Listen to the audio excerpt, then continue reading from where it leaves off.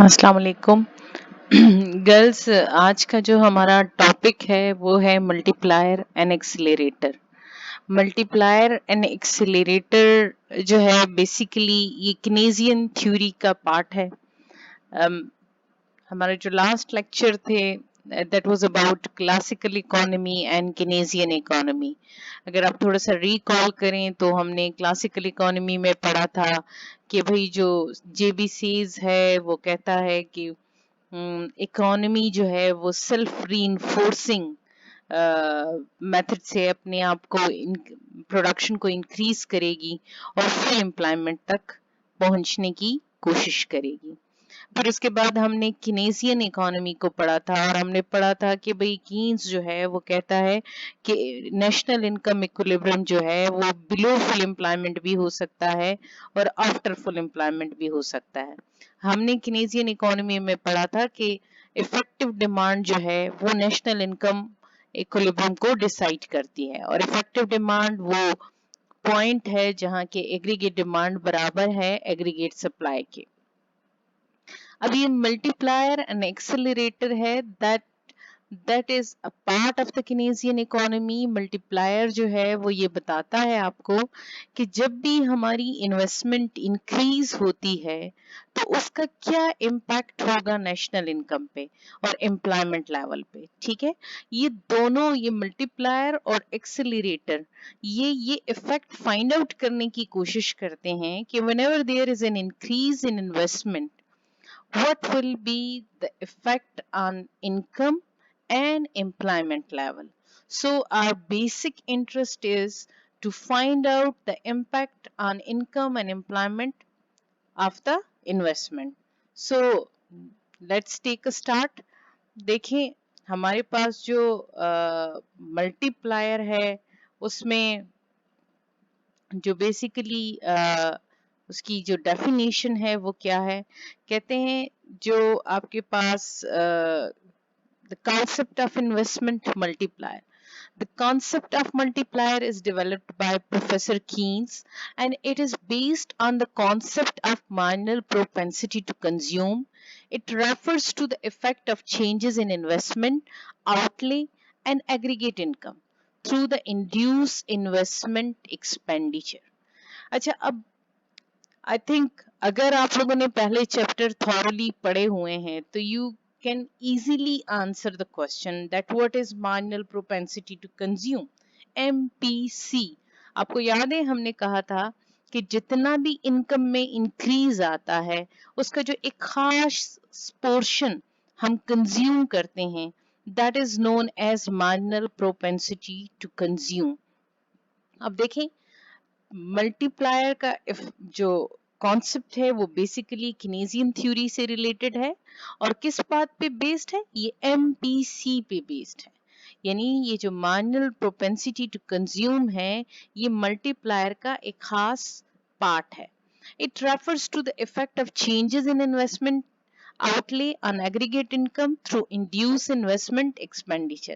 अगर आपको याद हो हमने इन्वेस्टमेंट के टॉपिक में भी ये किया था कि एक होती है ऑटोनोमस इन्वेस्टमेंट, एक होती है इंड्यूस इन्वेस्टमेंट। ऑटोनोमस इन्वेस्टमेंट वो इन्वेस्टमेंट होती है जिसका नेशनल इनकम के साथ कोई ताल्लुक नहीं होता और इंड्यूस इन्वेस्टमेंट वो होती है कि जो ऑटोनोमस इन्वेस्टमेंट, जैसे अगर पूरे मुल्क में चाहे नेशनल इनकम जीरो भी है तब भी गवर्नमेंट को इन्वेस्टमेंट की सूरत में कुछ ना कुछ मुल्क के लिए करना पड़ता है and that is known as autonomous investment. उसको रोड्स भी बनानी पड़ती हैं, उसको डैम्स भी बनाने पड़ते हैं। ठीक है, इंड्यूस इन्वेस्टमेंट का मतलब है कि जैसे जैसे नेशनल इनकम बढ़ती जाएगी इन्वेस्टमेंट बढ़ती जाएगी। ठीक है, गवर्नमेंट, जैसे देखें अगर लोगों के पास, अगर हम कहें कि हमारे मुल्क में नेशनल इनकम बढ़ रही है, लोगों के पास पैसा आना शुरू हो गया, तो the government has to expend more on the facilities. जैसे अब जैसे जैसे हमारे लोगों के पास पैसा आ रहा है, अब now they have to provide the BRT service, they have to provide the metro, they have to provide the bullet train. ये सारी चीजें इन्होंने करनी है। तो हमारे पास भी जो जो, अगर प्राइवेट सेक्टर की भी बात करें तो जैसे जैसे नेशनल इनकम बढ़ती जाएगी इन्वेस्टमेंट बढ़ती जाएगी और इंड्यूस इन्वेस्टमेंट का ताल्लुक नेशनल इनकम के बढ़ने के साथ है। ठीक है, अब हमारे पास अगर आप मार्जिनल प्रोपेंसिटी टू कंज्यूम को देखें तो उसका ताल्लुक भी नेशनल इनकम के बढ़ने के साथ है, और इंड्यूस इन्वेस्टमेंट का ताल्लुक भी नेशनल इनकम के बढ़ने के साथ है। जब हमारी नेशनल इनकम बढ़ेगी, जब तो मार्जिनल प्रोपेंसिटी टू कंज्यूम ये शो करती है कि आप उसका एक खास पार्ट कंज्यूम करते हैं, और जो ही आपकी नेशनल इनकम बढ़ेगी, आप कंज्यूम करेंगे तो क्या होगा, डिमांड बढ़ेगी, और जब डिमांड बढ़ेगी तो क्या करेंगे लोग, प्रोड्यूसर्स क्या करेंगे, सप्लाई करेंगे, और जब प्रोड्यूसर सप्लाई करेंगे तो ऑटोमेटिकली इन्वेस्टमेंट बढ़ेगी, और उस इन्वेस्टमेंट के बढ़ने को हम क्या कहेंगे, इंड्यूस इन्वेस्टमेंट कहेंगे। ठीक है, अब मल्टीप्लायर यही रिलेशनशिप आपको एक्सप्लेन करता है कि ये जो एमपीसी के साथ हमारी जो कंजम्पशन बढ़ती है, एमपीसी एक खास प्रोपोर्शन जो हम कंज्यूम करते हैं, उसका ताल्लुक इन्वेस्टमेंट से क्या है। The multiplier expresses the relationship between an initial increment in the investment and the final increment in aggregate income. Whenever an investment is made in the economy, it leads to increase in aggregate income, not only by the amount of investment, but by somewhat more than that. The reason is that the initial investment increases the income not only in those industry where the investment is made, but also in certain other industries whose products are demanded by the people employed in the investment industries. अच्छा देखें, ये वो पूरा process हम लोगों ने कुछ sentences में एक्सप्लेन करने की कोशिश की है कि असल में मल्टीप्लायर क्या है। मल्टीप्लायर, अब देखिए, वो जो मार्जिनल प्रोपेंसिटी टू कंज्यूम है वो बढ़ाती है डिमांड को, लेकिन मल्टीप्लायर क्या कहता है, मल्टीप्लायर जो है वो ये बताता है कि जो आपका पहला इनिशियल इंक्रीमेंट है इन्वेस्टमेंट में, ठीक है ना, वो कितना होगा। यानी इनिशियल इंक्रीमेंट इन इन्वेस्टमेंट का मतलब है कि आपकी पहली बार जब आप बात कर रहे हैं कि आपके मुल्क की नेशनल इनकम बढ़नी चाहिए, तो जो पहला इन्वेस्टमेंट बढ़ती है, लेट्स सपोज हम कहते हैं 100 बिलियन की इन्वेस्टमेंट की गई मुल्क में, 100 बिलियन की चले let forget about the billion, आप कहें 100 रुपए की इन्वेस्टमेंट हुई है। अब जो इनिशियल इंक्रीमेंट है, इंक्रीमेंट का मतलब है बढ़ना, वो क्या है, वो 100 रुपए है, and the final increment in aggregate income, तो जो आप क्या समझते हैं कि वो जो 100 रुपए आपने इन्वेस्ट किए हैं, क्या वो एग्रीगेट इनकम को या पूरी इनकम जो बढ़ रही है, क्या वो 100 रुपए बढ़ेगी? नहीं, ऐसा नहीं होगा। और यही वो रिलेशनशिप है जो हम इसमें समझने की कोशिश करेंगे। जब भी इन्वेस्टमेंट बढ़ती है, ठीक है, जब इन्वेस्टमेंट बढ़ती है तो क्या होगा, वो जो लोग हैं, देखें अब कोई भी कारखाना है लगाया गया है, अब वो लैंड, लेबर, कैपिटल और एंटरप्रेन्योर को पैसे मिलेंगे, जब उनको पैसे मिलेंगे तो वो डिमांड बढ़ाएंगे ना और चीजों की, जब उनके पास पैसे आएंगे तो वो डिमांड बढ़ाएंगे और चीजों की, और अब क्या होगा, जैसे ही डिमांड बढ़ेगी दूसरे लोग भी इन्वेस्टमेंट करेंगे। अब जब वो इन्वेस्टमेंट करेंगे तो क्या होगा, वो इन्वेस्टमेंट फिर लैंड, लेबर, कैपिटल, एंटरप्रेन्योर को मिलेगी, तो नेशनल इनकम और इंक्रीज होगी। जब वो लोगों को मिलेगी, अगेन वो डिमांड बढ़ाएंगे, और ये सिलसिला चलता रहेगा। अब ये सिलसिला कहाँ तक चलेगा, क्या ये बिल्कुल ही कोई कैलकुलेशन ही इसकी नहीं है? नहीं, इसकी कैलकुलेशन है, और ये किस पे डिपेंड करता है, ये एमपीसी पे डिपेंड करता है। अब देखें, अगर किसी मुल्क के लोगों की एमपीसी 0.5 है, यानी वहां के रहने वाले लोग को जो भी पैसे मिलते हैं वो 50% उसको कंज्यूम करते हैं, इस्तेमाल करते हैं, ठीक है। तो अब अगर वो 50% कंज्यूम करते हैं, तो जैसे ही उनके पास पैसे आएंगे तो वो डिमांड को 50% इंक्रीज कर देंगे। लेकिन अगर किसी मुल्क में एमपीसी जो है वो 0.3 है, यानी इसका मतलब है कि वहां के लोग 30% कंज्यूम करते हैं, तो वहां जो नेशनल इनकम बढ़ेगी वो कम बढ़ेगी। जहां 0.5 होगी, लोगों की डिमांड ज्यादा होगी, वहां ज्यादा बढ़ेगी। अब इन सारी एग्जांपल्स को करने के बाद जरा दोबारा इसको रीड करें तो आपको समझ आ जाएगी। कहते हैं whenever investment is made in the economy it leads to increase in aggregate income। not only by the amount of investment, मैंने जो आपको 100 की example the, but somewhat more than that. मैंने आपसे कहा ना कि 100 रुपए नहीं बढ़ाएंगे, बल्कि उससे ज्यादा बढ़ाएंगे.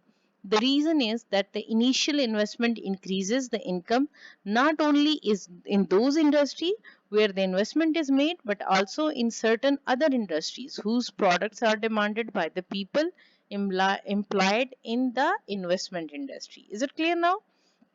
Acha. For example, if initial investment increases by 10 crore and the aggregate income rises by 30 crore, then the multiplier is 3. ठीक है ना?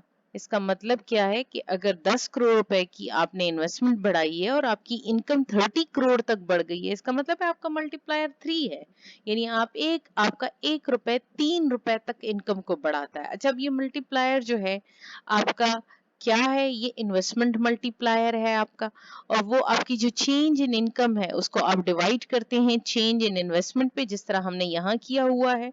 30 करोड़ आपकी इनकम में इंक्रीज आया है, ठीक है, तो 30 करोड़ को 10 करोड़ पे हमने डिवाइड किया है, तो हमारे पास मल्टीप्लायर क्या आ गया? 3 आ गया है. Is it clear? अच्छा, ये जो प्रोसेस ऑफ इनकम जनरेशन है उसमें क्या कहते हैं, यानी अब ये इस पूरे प्रोसेस को एक्सप्लेन कि मल्टीप्लायर कैसे कैलकुलेट होगा. जैसे अब वहां हमने कह दिया 3 है.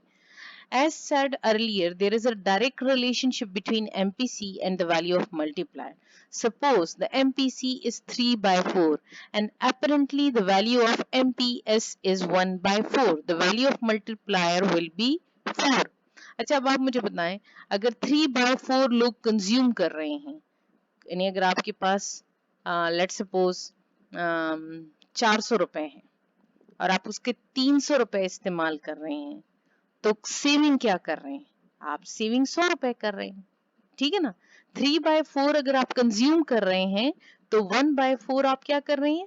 सेव कर रहे हैं. आपको याद है हमने कहा था कि एमपीसी को जब आप प्लस करेंगे एमपीएस के साथ तो वो 1 के इक्वल होगा. ठीक है, हम ये डिस्कस कर चुके थे कि एमपीसी प्लस एमपीएस जब होगा तो वो 1 के इक्वल होगा, क्योंकि 1 का मतलब है 100%.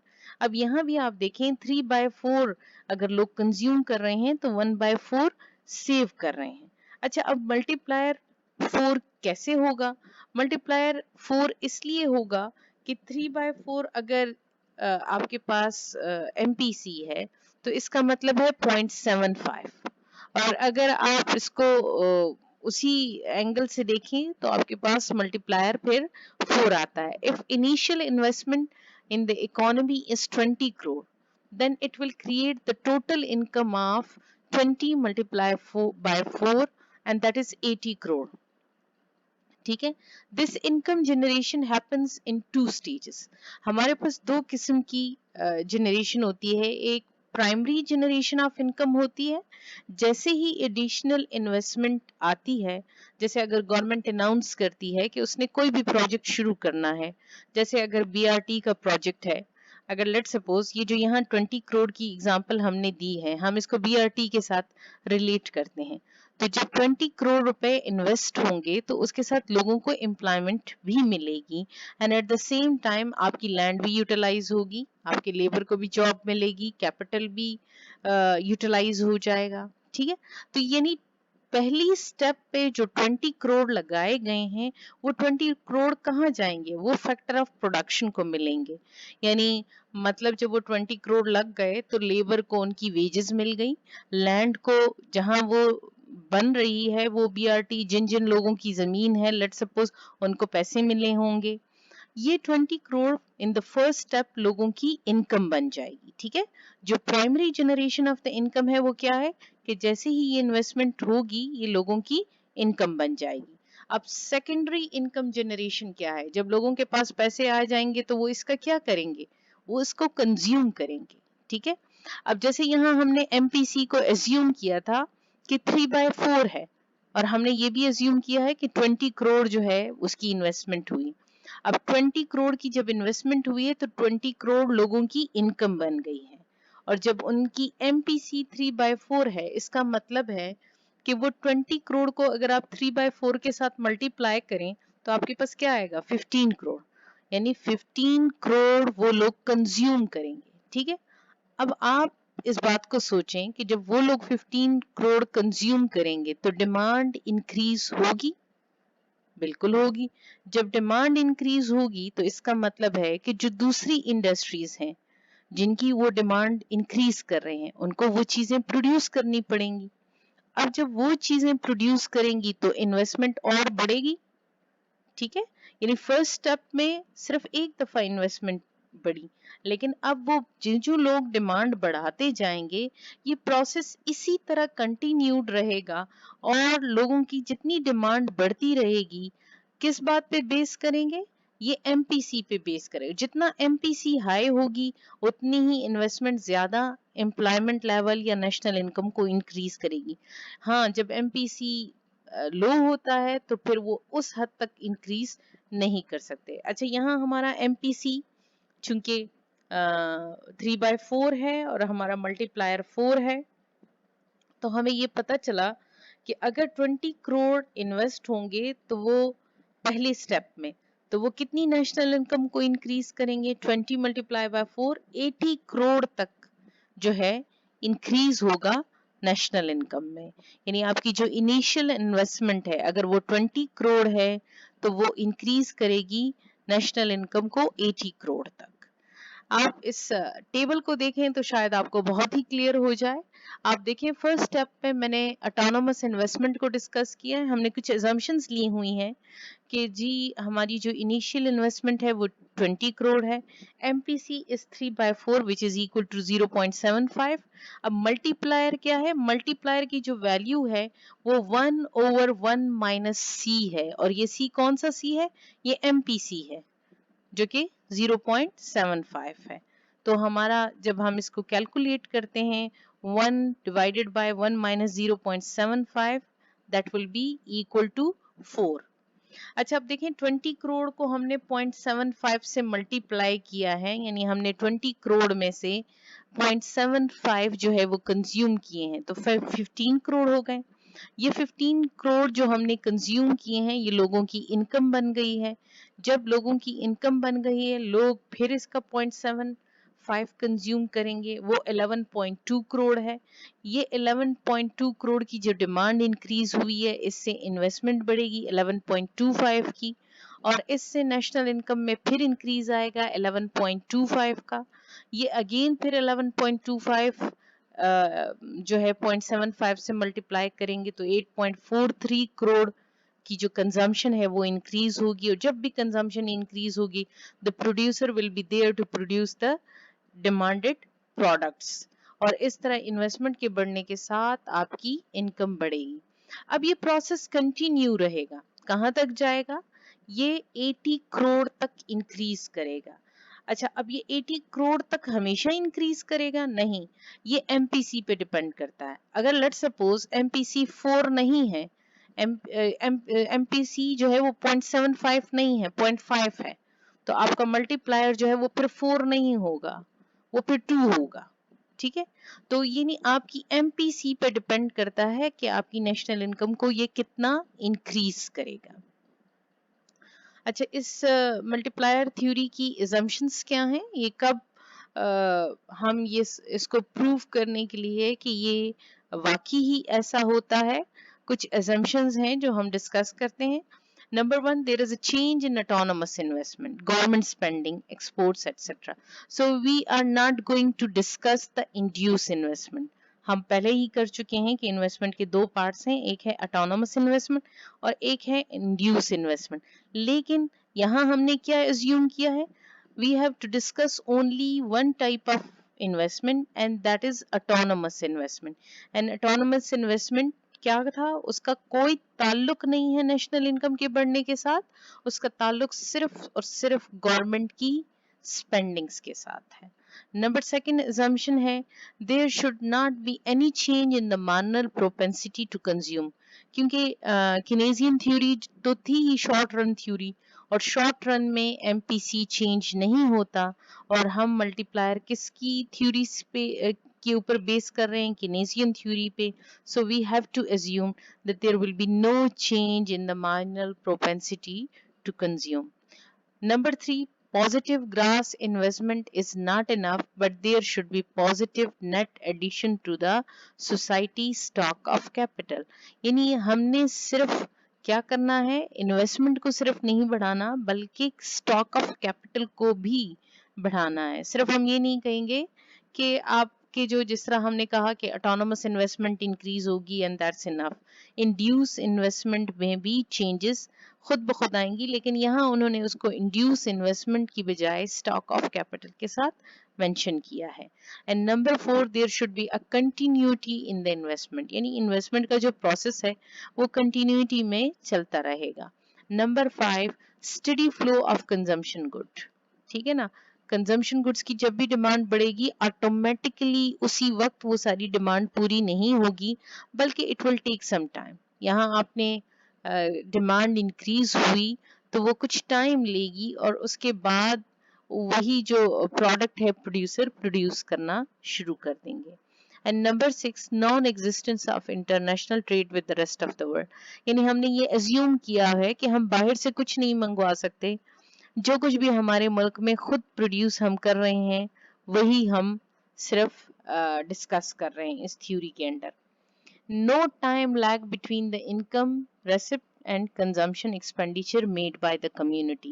यानी ऐसा नहीं है कि जैसे ही मेरी इनकम इंक्रीज होगी, मेरे पास पैसे आएंगे तो मैं उसी वक्त अपनी कंजम्पशन को इंक्रीज करूंगी. इन्होंने इस चीज को टोटली इग्नोर कर दिया है कि हम सेविंग करते हैं फॉर फ्यूचर कंजम्पशन.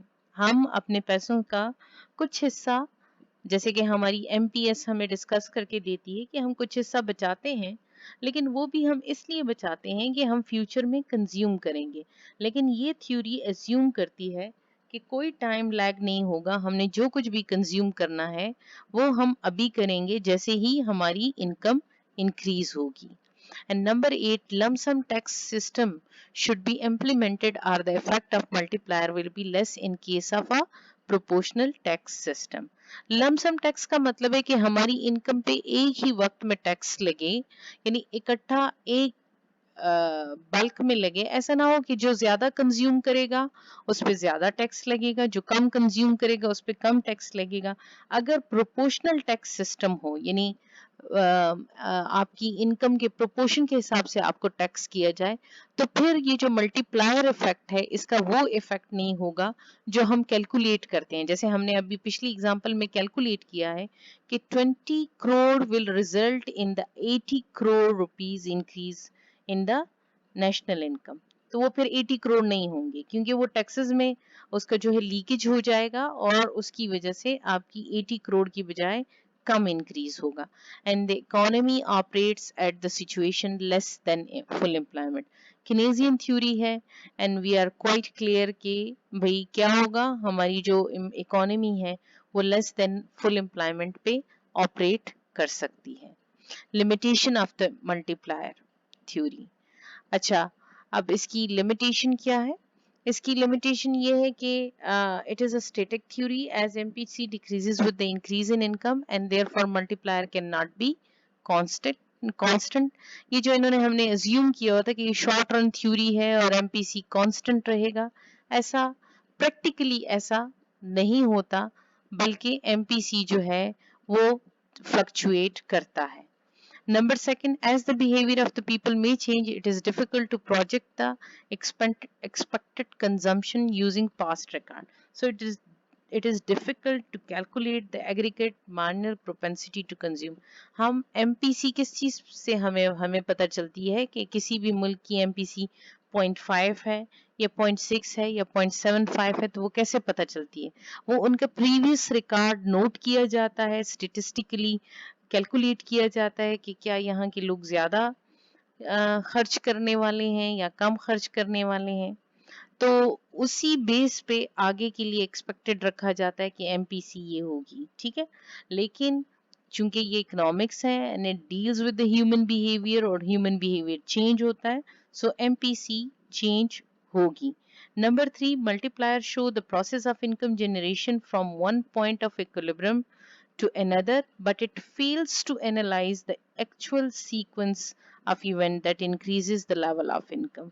अच्छा, मल्टीप्लायर ने ये तो बताया कि ये इनकम को जनरेट करता है, ये 20 करोड़ से 80 करोड़ तक लेके जाता है, लेकिन जो प्रोसेस इन्होंने एक्सप्लेन किया है असल में प्रैक्टिकली सिर्फ वही फैक्टर्स नहीं हैं जो 20 करोड़ से 80 करोड़ तक इनकम को लेके जाते हैं, but there are some other factors जो कि अगली थ्योरी में हम डिस्कस करेंगे एक्सीलरेटर में, वो इसने डिस्कस ही नहीं किए कि जो कि इनकम को 80 करोड़ तक लेके जाते हैं.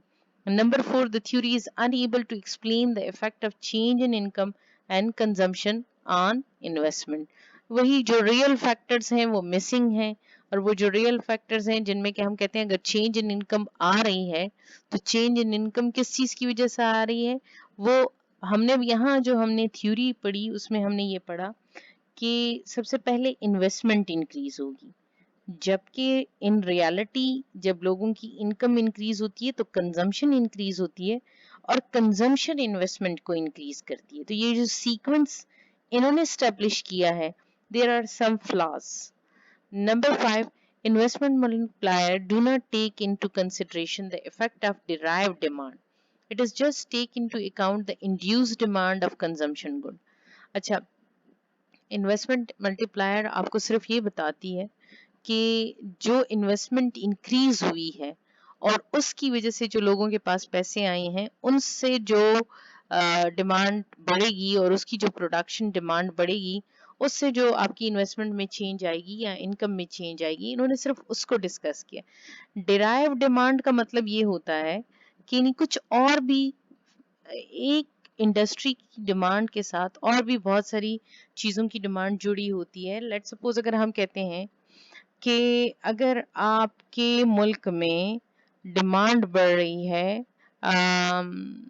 फास्ट फूड की, या जो होटलिंग है, होटलिंग इंडस्ट्री में लोग डिमांड ज्यादा कर रहे हैं, तो एट द सेम टाइम आपके पास उसी इंडस्ट्री से रिलेटेड, जैसे अगर उसमें जो डिजाइनर हैं, जो इंटीरियर डिजाइनर हैं, वो उनका होटल का जो सेटअप स्टैब्लिश करते हैं, तो अब उसकी भी डिमांड बढ़ी. ये डिराइव डिमांड है. डिमांड किस चीज की बढ़ी? डिमांड बढ़ी होटलिंग की, लेकिन उसके साथ साथ उसके अंदर जो फर्नीचर, जो उसके डेकोर में जो जो भी चीजें आती हैं, उन सब की भी डिमांड बढ़ेगी. उस डिराइव डिमांड को इन्होंने यहाँ कोई वेटेज नहीं दिया, कोई डिस्कशन नहीं की कीन्स ने.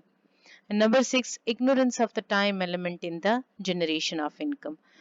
आपने जब ये टेबल देखी तो उसमें बिल्कुल ऐसा ऑटोमेटिक प्रोसीजर बताया गया है कि जैसे ही इन्वेस्टमेंट बढ़ेगी उसके साथ ही इनकम बढ़ेगी, उसके साथ ही कंजम्पशन बढ़ेगी, जबकि इन रियलिटी इसमें टाइम एलिमेंट है.